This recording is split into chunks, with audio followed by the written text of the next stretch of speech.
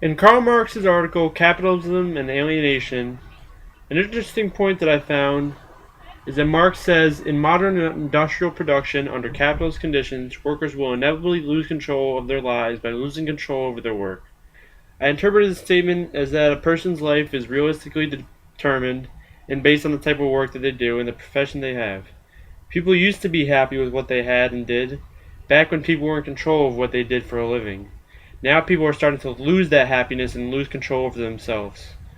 Marx demonstrated this concept when he says that under the conditions of modern factory production, by contrast, the average worker is not much more than a replaceable cog in a gigantic and impersonal production apparatus. With most people being put in low-wage, low-responsibility, and low-powered jobs, they have no say in how the business is run or the production they make. And it raised the question if whether or not you would be happy with this also. Another interesting point that I found is that Marx says that an imbalance of wealth usually translates into an imbalance of political power and influence,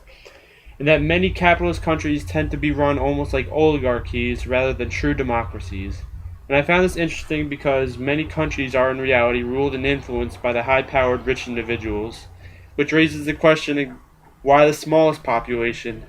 has all the power, and which is why Marx is so adamant about the power being put into the hands of the common man. Which is why I think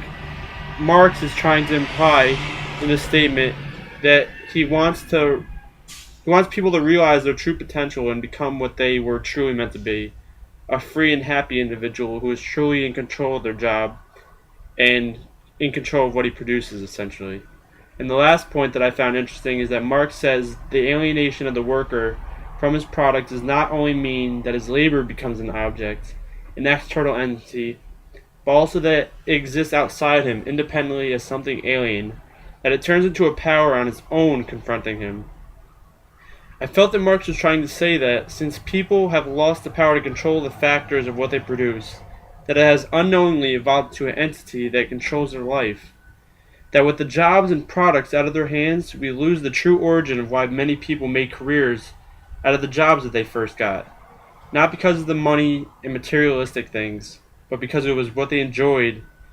and it was what they enjoyed doing, and it was in their control.